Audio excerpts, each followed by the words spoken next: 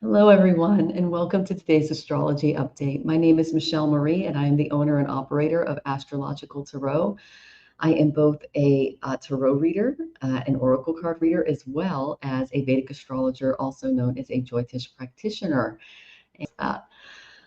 So that brings me to the energy of today. Today is Martes, aka Tuesday, which belongs to Mars or Mangalaya.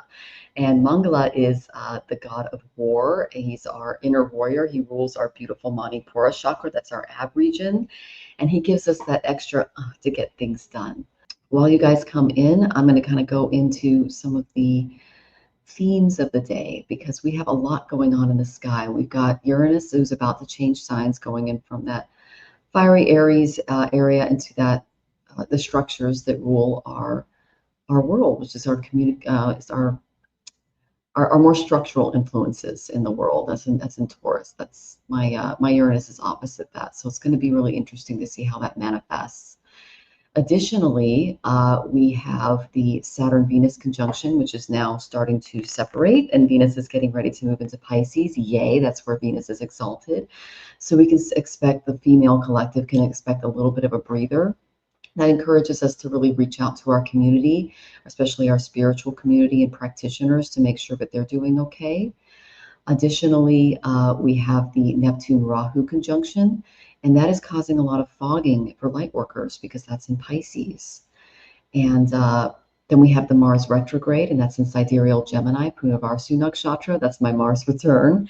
And so if you're feeling any aggression or hostility when it comes to communications, that's just something to be mindful of and maybe step back, practice more Ahimsa, which is nonviolence and not getting involved.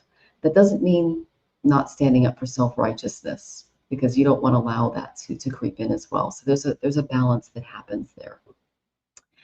And oh, Care Bear, you said, I was looking at Western astrology for the week and I decided to pop on YouTube, and here you are. Oh, that's wonderful. Well, I am giving a Vedic or a Sidereal forecast for today, and that's based in the math in the sky right now. I also understand and do Western astrology as well. This is to the overall energy of today. I'm going to talk about the moon nakshatra. Now, there are 28 nakshatras in the sky. And today, the moon is moving through Uttara Ashada, also a little bit through Abhijit, which is the star of victory. That's a little section inside of Uttara Ashada that when someone has a planet there shows me that they've done so much Dharma in their past lives, they are indefeatable. Barack Obama has Jupiter in Abhijit, and he started Jupiter when he ran in 2008. He was unbeatable for 17 years. So that's what gave him all of that luck and all of that power despite the forces that were against him. He also has an extremely strong Shani or Saturn placement. So he is very much for the collective and a warrior for us all. So that was really interesting to see in his chart. So, okay, and you're welcome for the positive outlook, Karen. Yeah. So Uttara Ashada, okay, that is the ladder Invincible. It's the universal star, and it brings us the power for unchallengeable victory. I mentioned Barack Obama having this energy. My husband has his son in Uttara Ashada. Now, the only real downside to Uttara Ashada is they do tend to struggle with partnerships and home life because they are very much all about the collective. They are community warriors like Martin Luther King, Rosa Parks have really strong placements in Uttara Ashada, but their families and their relationships, especially with spouses, and can suffer because they spend most of their time helping the collective and putting their energy out into supporting others. Okay, so that's because the mongoose is related to Uttara Ashada, and mongoose take on the snakes, the nagas, the things, the poisons in the collective, and they point them out. So they go, I see you, and I'm going to fight you. Another person with this strong energy is Sherry, Voices from the Swamp. She is a spiritual warrior, and she's got this in spades. So does Arthur Ease Your Mind. These are warriors, okay?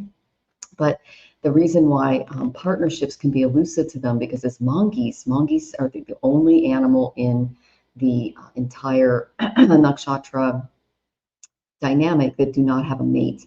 And the reason for that is because their hearts and their minds and their energies are so towards service and service of others and making their communities and their countries better. So it's a really beautiful nakshatra to have and to be around. And I really appreciate people with this energy in their chart, especially Jonathan. And that's how we connect, is we connected through service. I met him through a nonprofit organization. So I thought it was kind of neat that that's how we connected. And we formed stronger bonds over several years because we were friends for years before we connected through a more spiritual marriage. But it was service to the collective and service to animals and to others that brought us closer. So that's kind of the energy of Uttara Ashada, and I find it very inspirational. The keywords are permanent, learned, truth, success, responsibility, obedience, and willpower. Oh my gosh, the willpower of this moon, you guys, it's pretty awesome. So yeah, it's their strive is moksha, and the Trimurti that rules them is Shiva. And what Shiva does is he points out the tamas, he points out the ignorance, the moha, the delusions, and he goes, let's light a fire under that and burn it up. The main passage that really drew me today was Impatience. And this is from Concentration and Meditation by Sivananda. If you go to sivananda.org or the Divine Life Society, all of these texts are available on PDF for free, so you guys have access to all of them, okay? All right. So I'm going to read a little bit of this, and I'm going to share what it means for Mars and what we can do today to make our day a little bit better. When you sit in asana for meditation, that's a pose, you want to get up soon, not on account of pain in the legs, but on account of impatience. Sometimes our legs can cramp, and that can happen too. But most of the time when we start meditation, there's kind of an impatience feel to it. Conquer this undesirable negative quality by developing patience gradually. Then you will be able to sit for 3 or 4 hours at a stretch. The aspirant who wants to attain samadhi, samadhi is absolute bliss. On September 22nd, I was able to get about 44 minutes of it, and it was the most incredible experience I've ever had in my life. Before that, I was only able to get little sparks. But what it gave me was the ability to let go of everything material and move into a spiritual path. No home, a couple suitcases, simple life. And it was an incredible thing that Spirit did. So samadhi is the #1 goal in life, and we get that through meditation and spiritual practice. All right, now Swamis walk around with it all the time. I don't know how they do it because I was in so much bliss, I don't think I could get anything done. It was just incredible. So these guys have mind power like you wouldn't believe. So samadhi should have patience like that of the bird Titiba, who tried to empty this ocean with his beak, one scoop at a time. Once he makes a firm resolve, the gods came to his help in the same way that Garuda came to help Tepatha. Garuda is the mount of Vishnu. He's the great eagle. And Tepatha was a little bird that was given a mission to literally do that. And he, every single day, tried to empty the ocean. And he never gave up. He persevered. And the gods were so inspired by this little bird that they came and they assisted him in doing it. So when we put that perseverance in, when we put that patience in, when we put that strong resolve in, our guides, our deities will come to our assistance. So he invariably comes to those, all beings who are righteously acting. So if we're coming out of righteousness, if we're doing what our guides are telling us to do, they will help us along the way. Even the monkeys and squirrels helped Rama rescue Sita. That's in the Ramayana. You can look that up on one of the websites I just gave you. It was a fabulous text about the tale of Lord Rama rescuing Sita, who represents the divine aspirant searching for God. And it's so jam-packed with life lessons and way to handle things. He who is endowed with self-control, courage, prowess, fortitude, patience, perseverance, strength, and skill can achieve anything. You should never give up on your attempts, even if you are facing insurmountable difficulties. And I thought that was a great message for Mars today, because we are coming through a collective change right now, where if you saw my previous video, we talked about the delusion happening. We call that Moha in Sanskrit. And what delusion is it's caused by greed. Greed is an act of selfishness. It's, I want it all and I want it now. There's actually this Mazda commercial that used to come on. It's, I want it all, and I want it now. And it was like, whoa, it really got my attention. It's like I heard it in the periphery and I went, that is a really intense commercial. It's very very greedy. It's very, yeah, it kind of feeds into that. And it's this like, I have to have it now against any cost, and I'm willing to do anything to get it. If you're able to take that that need for the material and put it towards your spiritual efforts, reroute it, oh my gosh, that's what they say. You will never give up your attempt, even if you face insurmountable difficulties, because just like that little bird trying to move the ocean with its beak, the deities will come out and they will help you because they see the work that you're doing. They see the things that you're working on. Okay. So the first one is self-control. That one is really big. Self-control is saying no to yourself. It's when you do that, you develop patience. They kind of go hand in hand. So let's say you want to go somewhere and you are running late, and this is somewhere you really, really love. It could be a friend or a party or an event or something, but you have a responsibility that's before you. Instead of shirking that responsibility, dropping the narrative, or doing something cruel or vicious to the person that you're serving, saying, I'm here, I'm now, I'm doing this, I'm going to practice self-control, and I will take care of that need later. That goes a long way. We can do that through fasting and food, because when you are able to control the mouth, when you are able to control the genitals, they're linked actually, you can develop an enormous amount of patience. We call that patience. We call that brahmacharya and fasting. And that's something that we do in the yoga community in order to control those things. And then Care Bear, I can't imagine trying to reduce my belongings to 2 suitcases. Yes, we have a carry-on, a suitcase, and Rosie. So it stepping into samadhi helped. Like, I was only able to do it for a few minutes, but it helped me see the reality of our existence and what we were facing, and we were able to do it. And that's what they had us do, and they did help get us here, which was wonderful. It's not that I still struggle with not paying attention or a little impulsivity. You can tell by my wounds, but that's what happens. Now the next one is courage. You have to have the courage to step out, especially in the face of greed, in the face of evil, in the face of selfishness, because you have to realize that these are deluded people. They think that this is all real, but this is what all there is. That's not all there is. This is actually a testing ground. It's a place where all things die. We don't even get to take our bodies with us when we leave. That's why you think of the parable, a rich man has as much ability to enter the kingdom of heaven than a camel through the eye of a needle. He's talking about spirit. When we take our last breath, our spirit leaves the body. Our spirit can enter that needle point because we're air. We're nothing. We're ether, I should say. But if you're attached to the body, if you're attached to the home, if you're attached to even your children, your parents, your family members, which is a golden attachment. It's not like, iron chains, but it's still an attachment.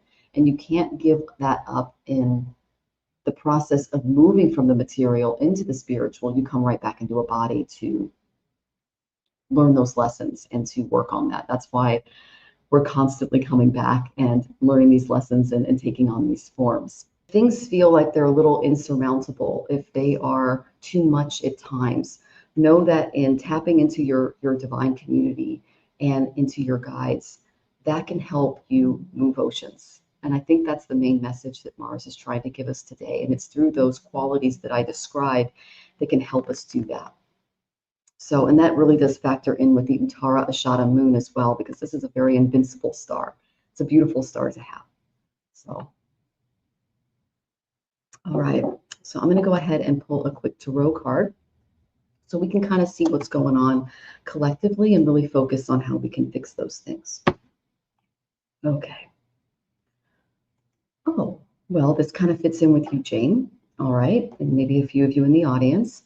I got the 2 of Cups reversed. This is our emotional relationships, our ties with others, cooperation on an emotional level.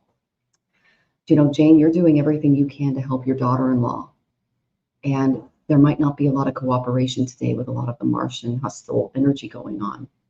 That's because, you're a very nurturing, supportive, heartfelt person, and the exchange you see giving is it's very admirable. But a lot of people right now, they're lost in daydreams, they're lost in fantasies.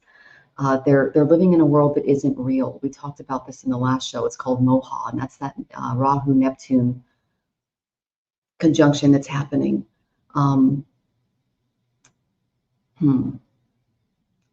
Making accommodations for both her and yourself may be necessary to kind of push through the energy of today, and also sitting back and seeing what's yours and what's not. Because as empaths, we tend to just kind of jump into this watery state of helping, and it can turn into codependence. So giving her the tools and the,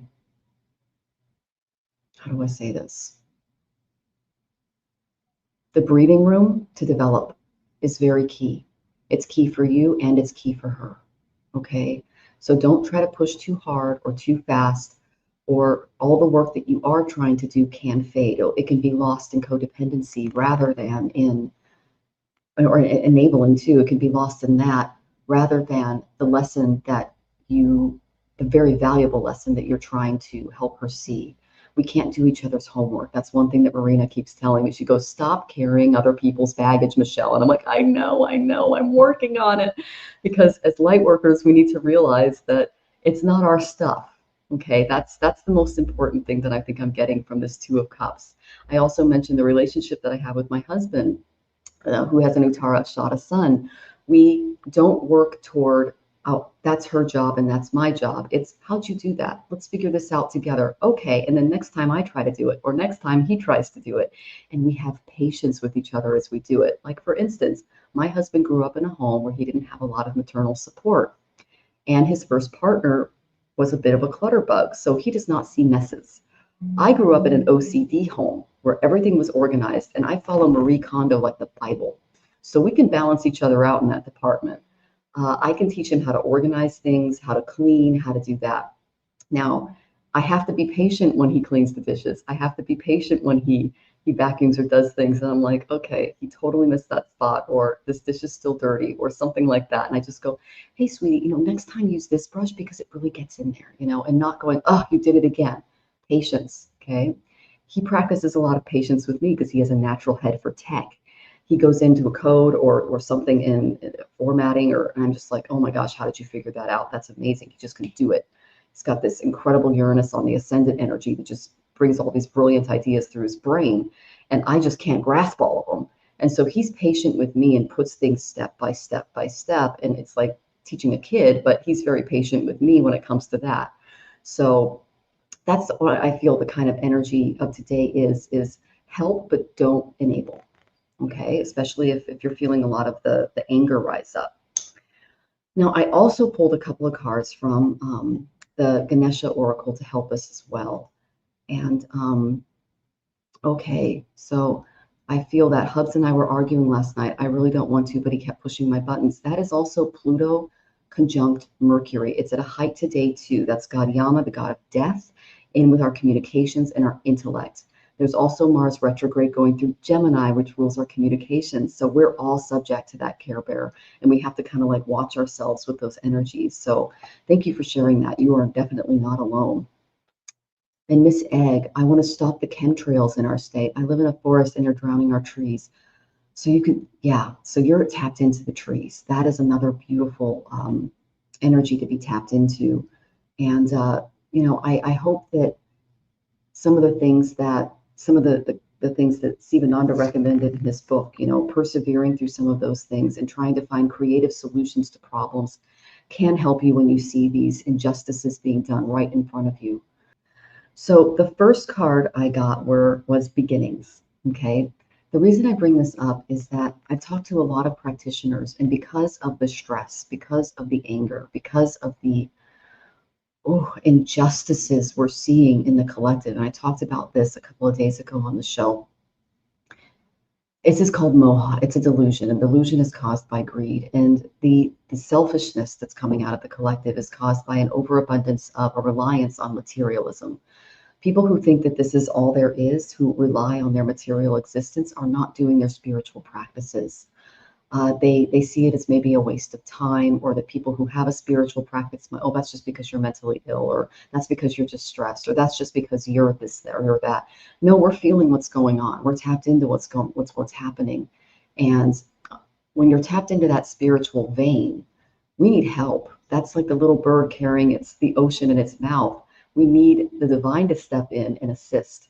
So that's why I think beginning a spiritual practice or introducing something new to your spiritual practice is very key now. Now, as you do this, know that your guides are offering you fearlessness. They're offering you perseverance and courage. That's the real energy of Mars. Now, Mars, I'll show you a photo of him. This is Mangala. There's him right here. And he is, he's on his, he's carrying he's on his beautiful ram here, and he has his spear, okay? And he is headed forth into battle. But you see, he doesn't have weapons in every hand. That's because he has Shakti in his hand. Shakti is divine spiritual energy. His true power comes from spirituality. And we need to be reminded that even though he has his Vigna and his Vina, his ram and his spear, his true power comes from divine Shakti, which is a gift from the goddess that we give when we step into our spiritual practices. And knowing that it does not come from us, it comes from that divine energy, that source. Because if we identify with it, we can become lost and think, I am doing this. Ha! Nope. Gotta stay humble. His mother, Bhumi, is here. She's Mother Earth, also known as Prithvi, and she's a beautiful goddess. And she reminds us to stay grounded. She's Earth here. I love her little owl. She reminds me of Rosie. The owl also is attached to Lakshmi, which shows up when we're using our material possessions and we're using our actions wisely and for the collective. So you see, she's also holding grain. I kind of relate her to Demeter in the Greek and Roman goddesses. So they're all really tied together. All the different cultures are tied together when it comes to these energies. But she's reminding us to stay grounded and persevere as we go through this, but also to nurture ourselves, because this is a mother goddess. This is Gaia. This is Earth. And in preserving her and protecting her, we're doing service to her as well, which is a beautiful thing to have. And I love that.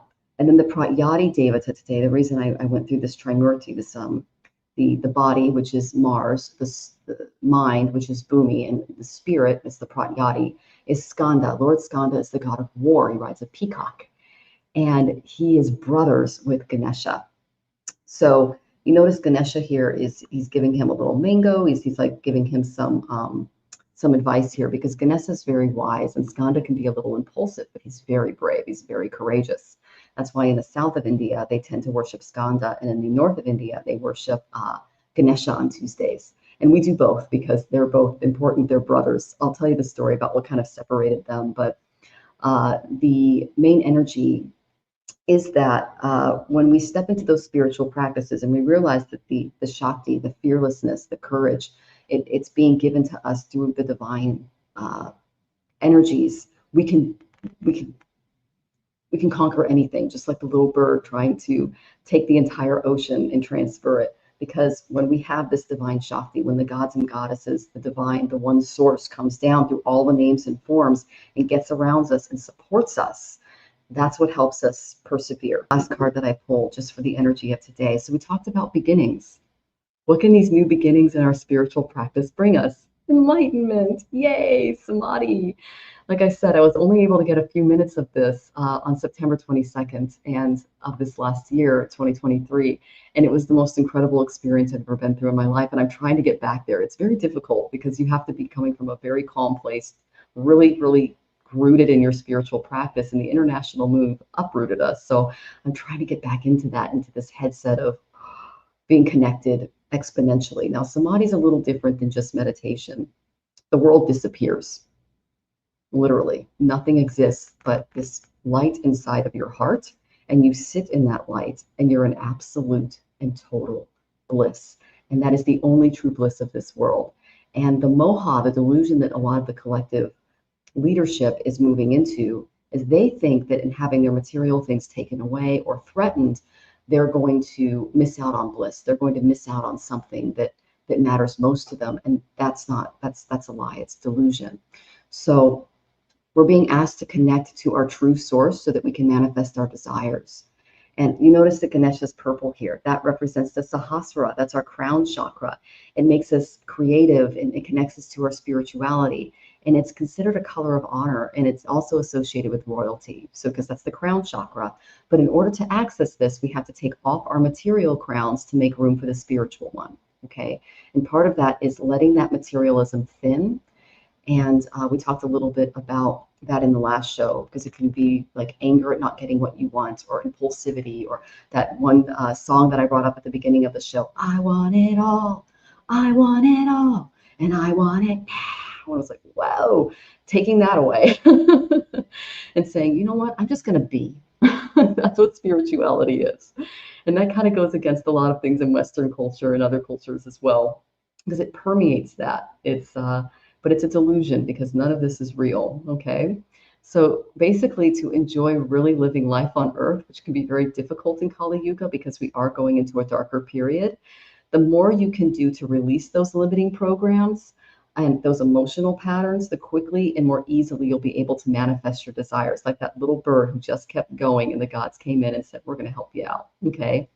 So you can create your life as you intended right now, especially if you step into your spiritual practice and you take it very seriously.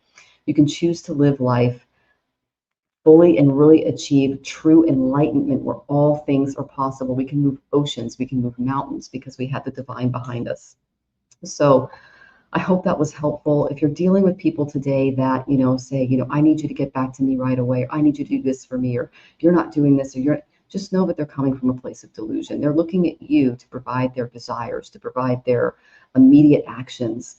And if any of you go so far as to being abused in your environment, and this includes your pets, like if someone does something to your cat or your dog that's just really selfish and horrifying, or to you, or to a family member, or to themselves, take a step back from that energy. Don't get involved in it, because that's part of Ahimsa.